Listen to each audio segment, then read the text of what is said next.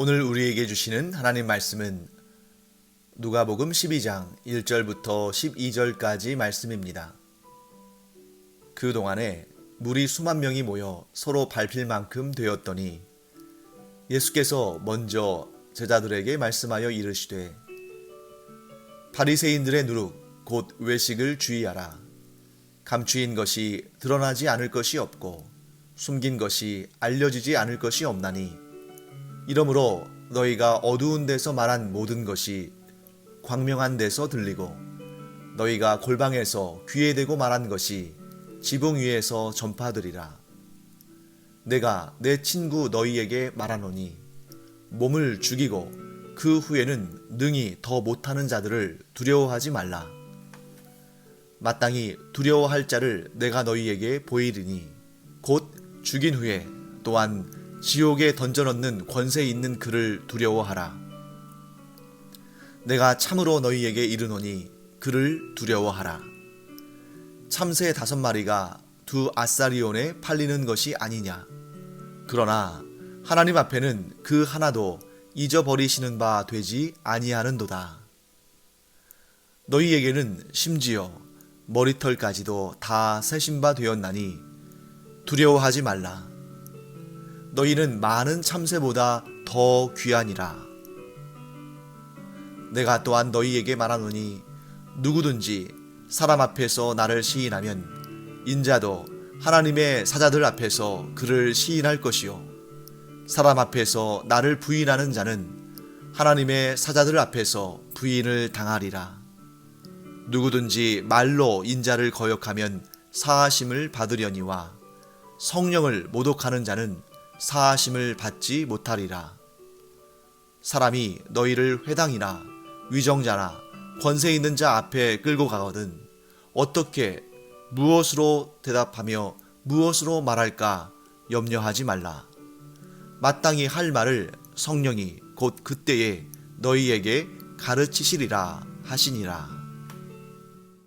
오늘 본문의 말씀에서 예수님은 바리새인들의 누룩을 주의하라고 말씀하십니다.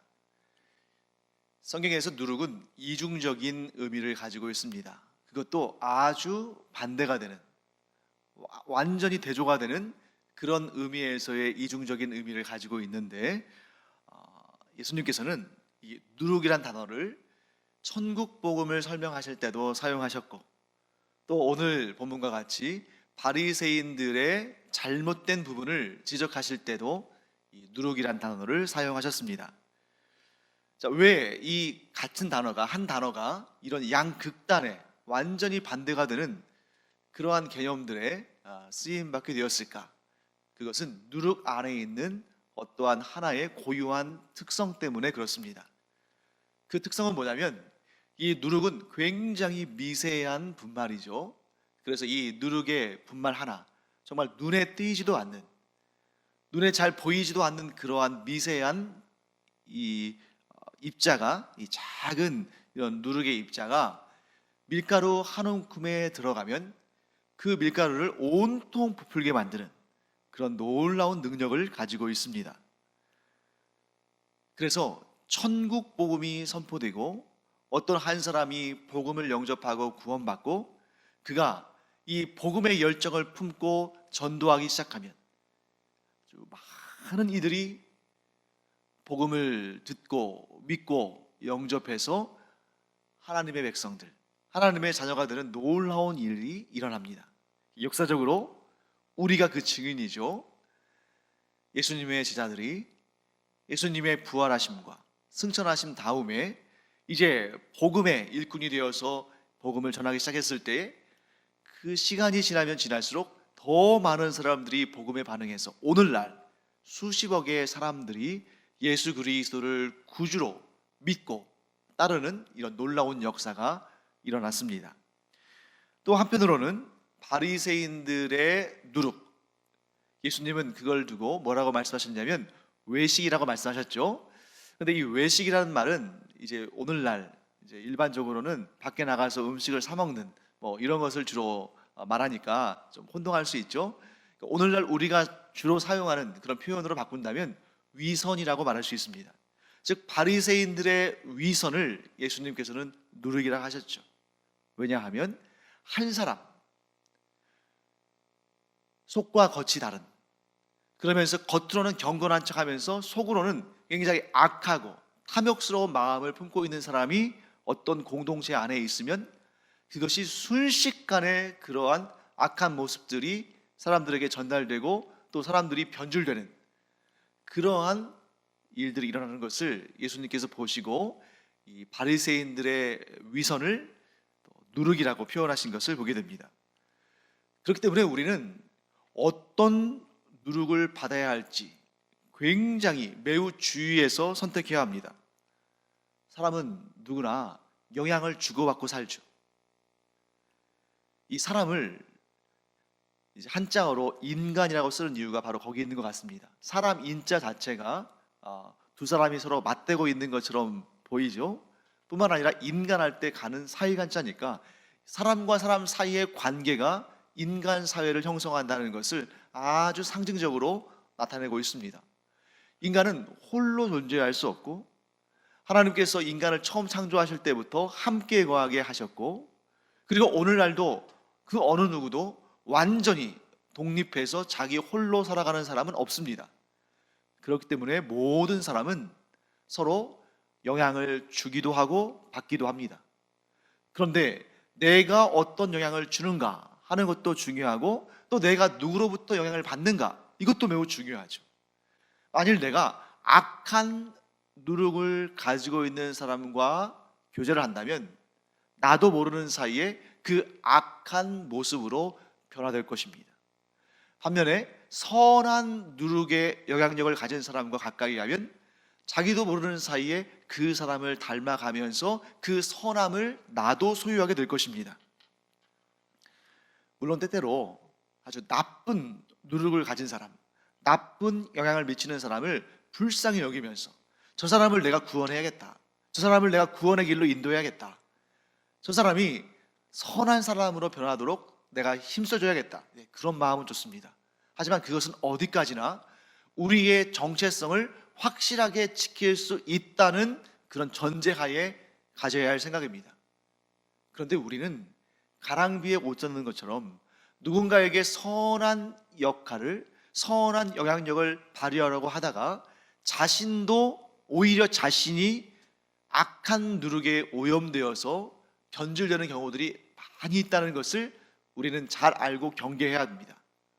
대표적인 경우가 성경에 나와 있는 아브라함의 조카 롯이랄지, 그가 소돔과 고모라에 거하면서 의인 10명을 만들질 못해서 결국 소돔과 고모라 성이 멸망당하지 않습니까?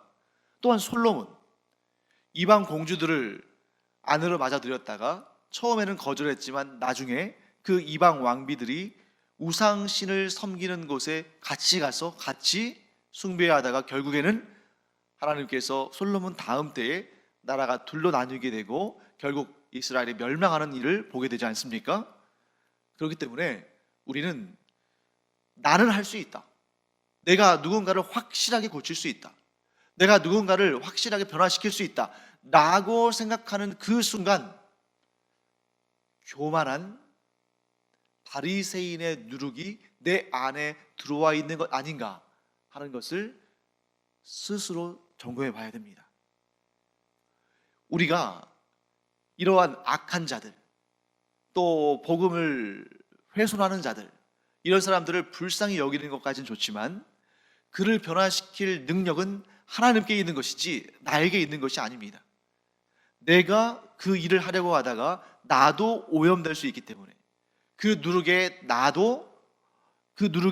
나도 모르는 사이에 나에게 들어와서 나를 변질시킬 수 있기 때문에 우리가 철저히 나 자신을 보호해야 되는데, 그것은 무엇이냐면 항상 겸손하게 오직 주님만을 의지해서 내 힘과 능력이 아니라 주님을 의지하며 살아가며 또 기도하는 가운데에 그 일을 이루어야 한다 하는 것을 우리가 보게 됩니다.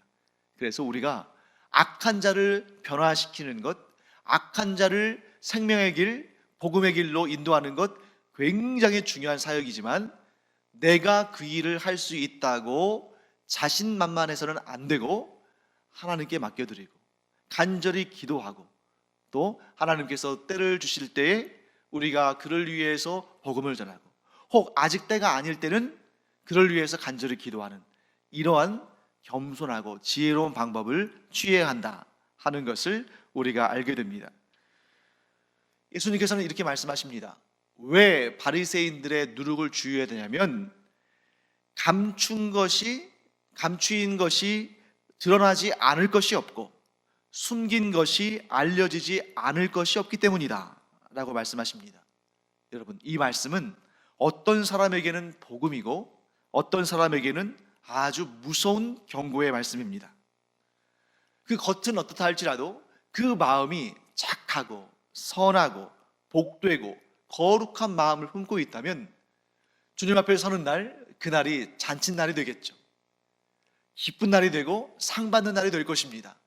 하지만 겉으로는 아무리 경건해 보이고 거룩해 보이고 선해 보이고 복되게 보인다 할지라도 그 속에 품은 뜻이 악하고 하나님께서 기뻐하시는 뜻이 아닌 정욕과 탐욕과 그렇게 더럽고 추악한 그런 마음들로 차 있다면 그날의 충격이 더 클 것입니다.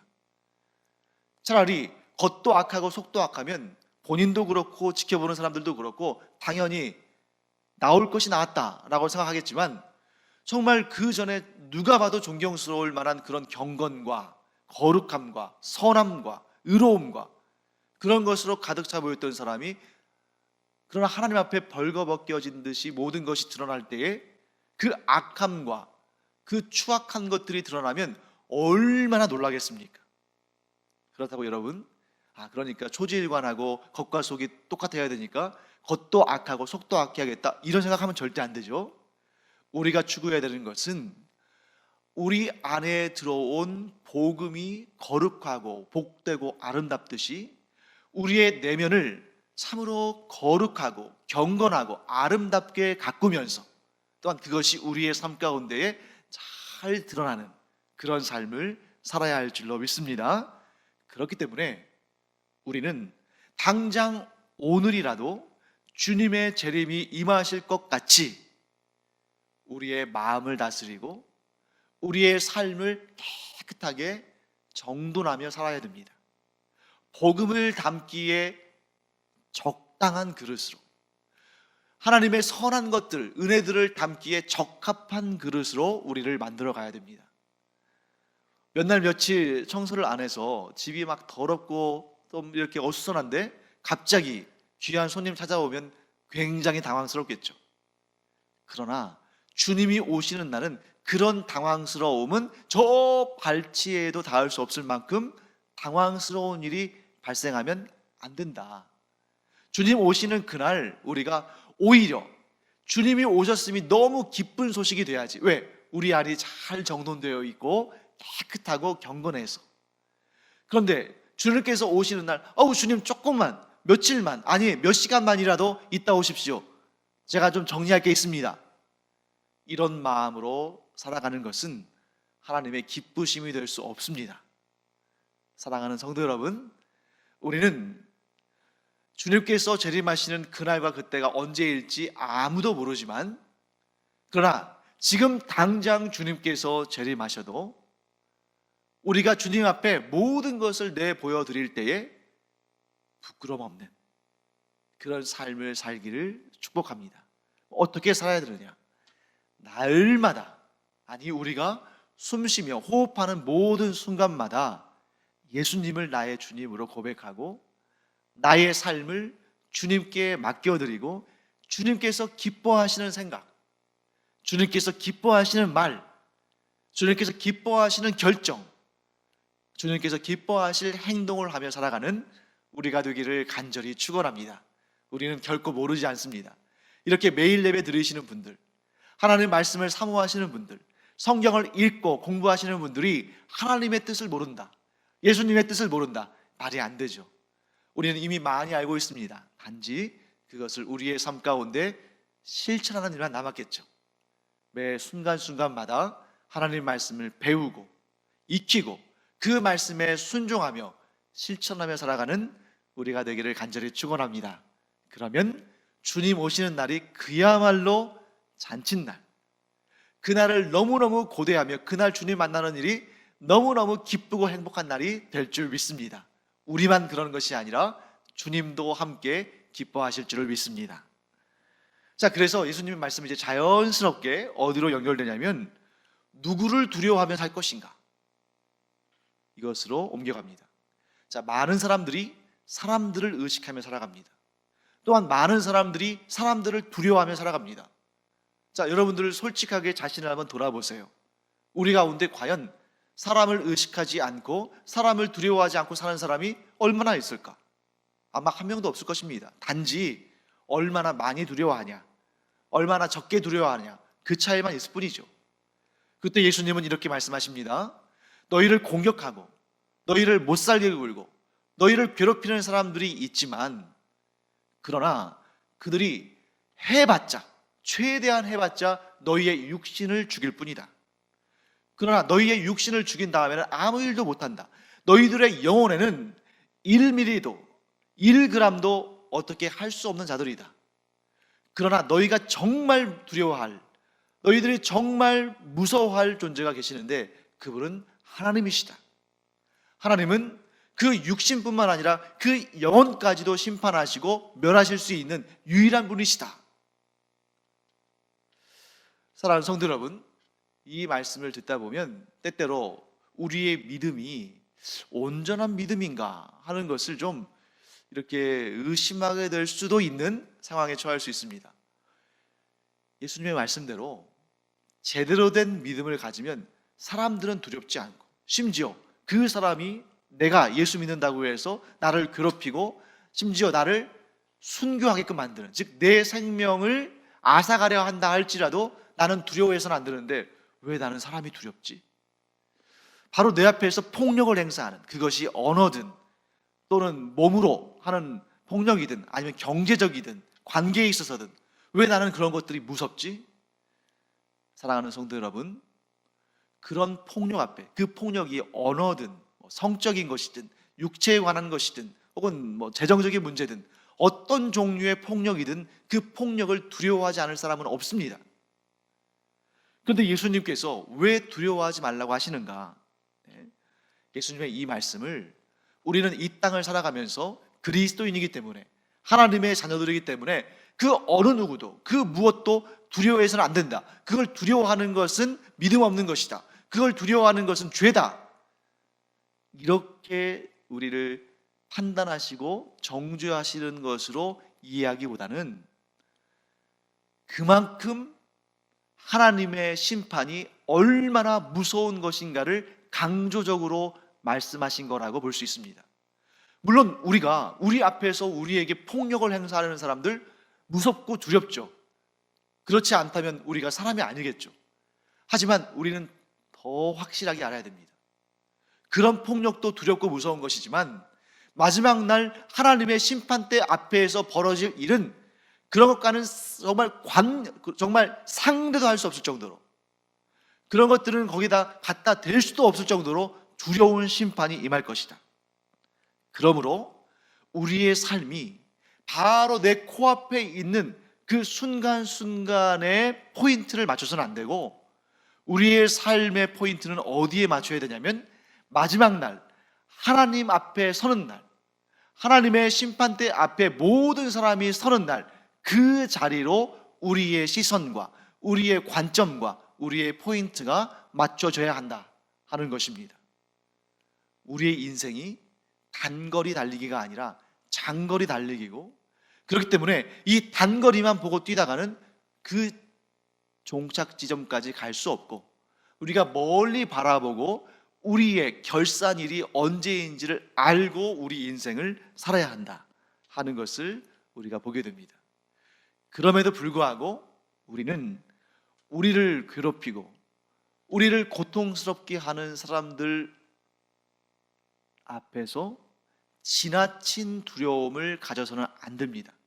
사람이기 때문에 두려움이라는 감정은 생길 수밖에 없지만 그 두려움이라는 감정을 우리가 누르고 극복해야 되는데, 그 방법은 우리가 예수 그리스도 안에 거하는 사람들, 곧 예수 그리스도께서 우리를 보호하시는 산성이시요 반석이시요 요새이시요 피난처이시라는 사실을 우리가 지속적으로 우리 자신에게 알려주고, 그것을 우리가 믿음의 손으로 굳게 붙들 때에 우리는 점점 더 견고한 믿음의 사람들로 성장할 것입니다.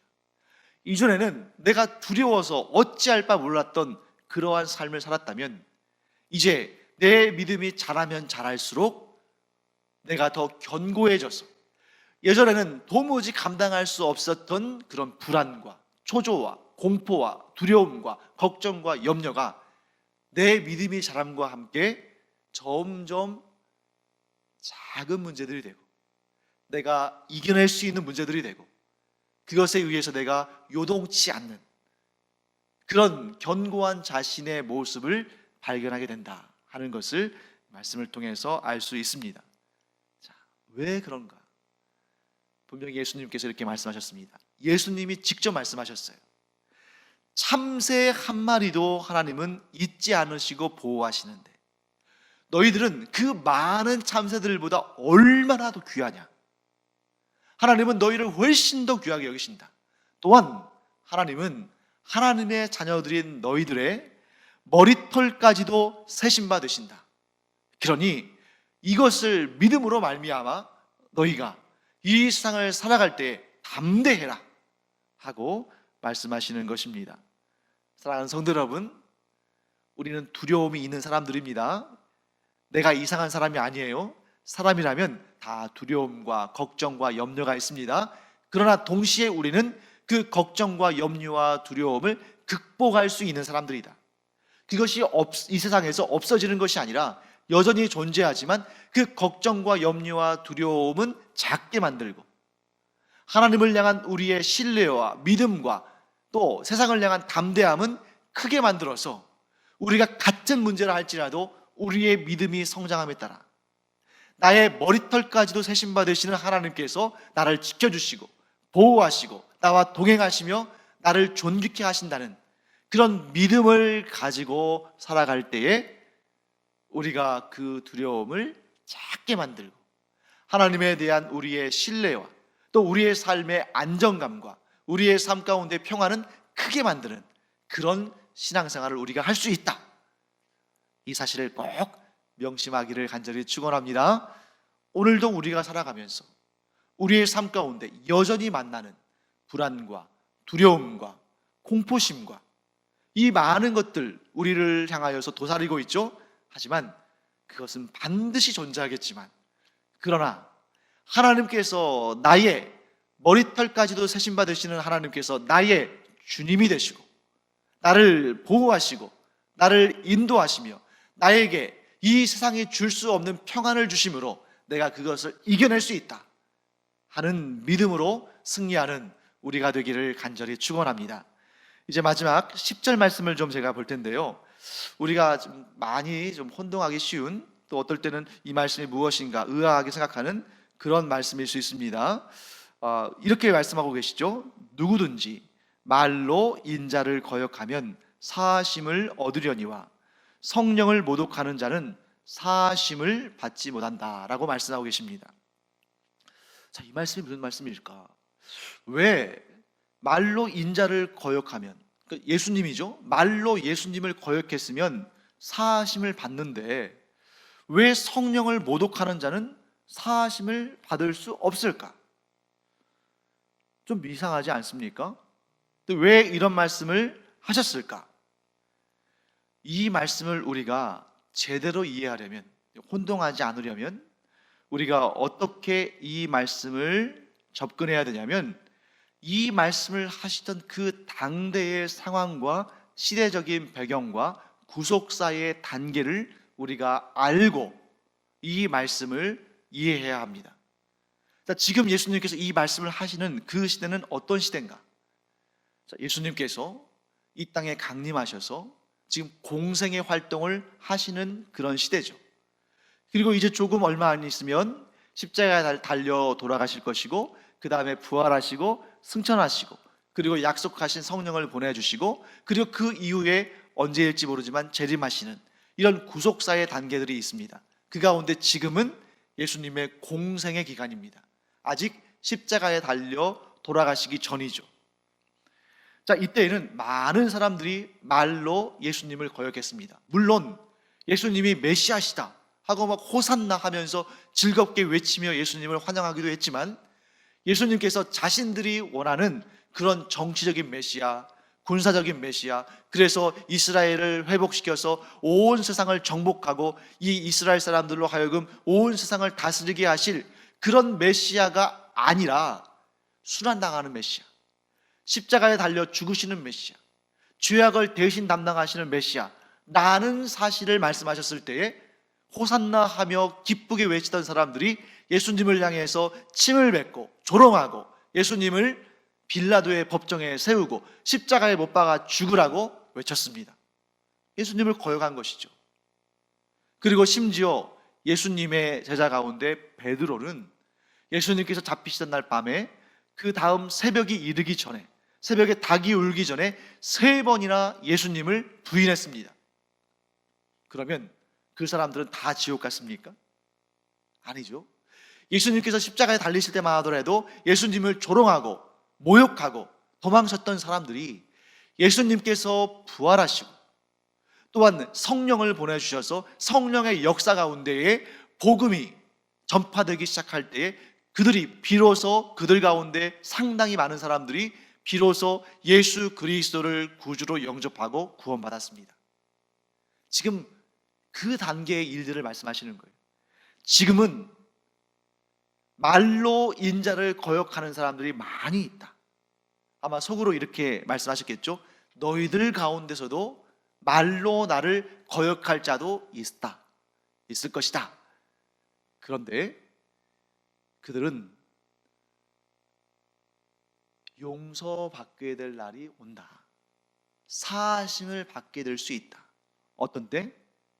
성령의 역사 가운데에 예수 그리스도를 구주로 영접할 때, 물론 성령의 역사가 아무리 강하게 임해도 여전히 예수 그리스도를 구주로 영접하지 않고 성령님의 역사하심에 따르지 않고 마음을 열지 않고 거부하는 사람들이 있습니다. 그 사람들은 누구냐? 바로 그들이 성령을 모독하는 자입니다. 성령께서는 한 사람이라도 더 구원받도록, 아니 가능하다면 모든 인류를 구원하시고자 이 땅에 오신 보혜사 하나님이신데 그 역사에 반응하지 않는, 성령을 모독하는 자들은 결코 사하심 받을 수 없습니다. 예수님께서 공생의 활동하시던 때에 예수님을 거역하고 예수님을 반대하고 예수님을 모욕하고 조롱했던 사람들 가운데서도 성령의 역사하심 가운데에 믿음으로 응답해서 구원받은 사람들이 너무너무 많이 있지만, 그러나 이 성령의 시대에 성령께서 각자 개인들에게 복음을 전하시고 또한 구원의 역사를 적용하실 때에 믿음으로 아멘하고 받아들이는 자는 비록 예수님을 만난 적이 없음에도 불구하고 그 믿음으로 구원을 받습니다. 그러나 성령님의 역사에 반응하지 않는 자들, 거역하는 자들, 하나님의 은혜를 발로 차버린 자들, 사하심 받지 못합니다. 그러면 어떻게 됩니까? 자기 죄에 대한 값을 자기 스스로 져야 됩니다. 성령님의 역사하심에, 이 복음의 역사에 반응하고 믿음으로 받아들여서 구원받는 자는 그 죄값을 자기가 지는 것이 아니라 예수님께서 이미 십자가의 죽으심으로 갚으셨기 때문에 구원의 은혜를 얻지만, 이 놀라우신 성령의 역사를 거부함으로 성령을 모독한 자는 성령의 책임도 아니요, 예수님의 능력이 부족해서도 아니요, 그저 자기의 죄값을 자기 스스로 받는 것뿐입니다. 그런데 문제는 무엇입니까? 죄의 값이 영원한 사망이라는 것입니다. 사랑하는 성도 여러분, 지금은 성령의 시대입니다. 이 성령의 시대에는 놀라운 일이 일어납니다. 오히려 예수님께서 공생의 활동을 하시던 그때에는 시간과 공간의 제약 때문에 예수님을 만났던 사람들 가운데 소수의 사람들만이 구원을 받았지만, 이 성령의 시대에는 때와 장소에 구애받지 않는 성령의 역사가 온 세상에서 동시다발적으로 일어나서 누구든 이 성령의 인도하심에 응답하고, 그래서 예수 그리스도를 구주로 영접한 하나님의 자녀들은 모두 다 구원받고 하나님의 나라에서 영생의 복락을 누립니다. 지금 이 시대는 성령의 시대입니다. 그렇기 때문에 우리 예수 그리스도를 구주로 영접한 사람들에게는 성령께서 그 안에 내주하시며 어디를 가든지 무엇을 하든지 함께 하시고 동행하시고 보호하시고 인도하십니다. 그래서 예수님께서 이렇게 말씀하시죠. 너희가 나를 믿고 신앙생활 하다가 만일 어떤 사람들이 너희를 회당이나 위정자나 권세 있는 자 앞으로 끌고 가거든, 우리를 고발하거나 고소하거나 우리를 법정에 넘기거나 우리를 고통스럽게 하면 그들 앞에서 무엇이라고 말할까, 무엇으로 말할까 염려하지 말아라. 왜냐하면 이 성령의 시대에 너희 안에 내주하시는 성령, 보혜사 성령, 너희를 도우시는 성령께서 그때 너희가 무슨 말을 해야 할지, 즉 마땅히 할 말을 그때 너희에게 가르치시리라. 사랑하는 성도 여러분, 우리가 예수 그리스도를 구주로 영접한 것도 성령님의 역사 가운데 이루어졌습니다. 뿐만 아니라 성령께서는 지금 이 순간도 우리 안에 내주, 곧 우리 안에 거하시면서 우리와 동행하십니다. 그래서 우리가 어떤 위험한 상황에 처했다 할지라도 우리에게 지혜를 주시고 또한 담대함을 주시고 우리를 도우시고 우리를 인도하셔서 놀라운 승리의 역사를 이루게 하실 줄 믿습니다. 그러므로 오늘도 우리가 성령님을 의지하며 기도하며 하나님 말씀에 순종하며 성령님의 이끄시는 대로 나아갈 때에 우리에게 참된 평강과 은혜와 복과 안위함과 기쁨이 차고 넘칠 줄 믿습니다. 오늘도 성령님과 동행하는 우리 모두가 되기를 간절히 축원합니다. 기도하겠습니다. 하나님, 주님의 은혜를 감사드립니다. 이 성령의 시대에 저희가 성령님의 역사하심으로 복음을 영접하고 구원받았을 뿐만 아니라 지금 이 순간도 성령께서 우리 안에 내주하시며 우리를 보호하시고 우리를 이끄시며 우리를 성령 충만한 가운데 하나님의 귀한 사람들로 사용하시는 줄 믿습니다. 날마다 성령님과 동행하며 그 인도하심에 순종하는 그런 성령의 놀라우신 역사를 체험하는 저희들 되게 하여 주시옵소서. 감사드리며 예수님의 이름으로 축복하며 기도합니다. 아멘.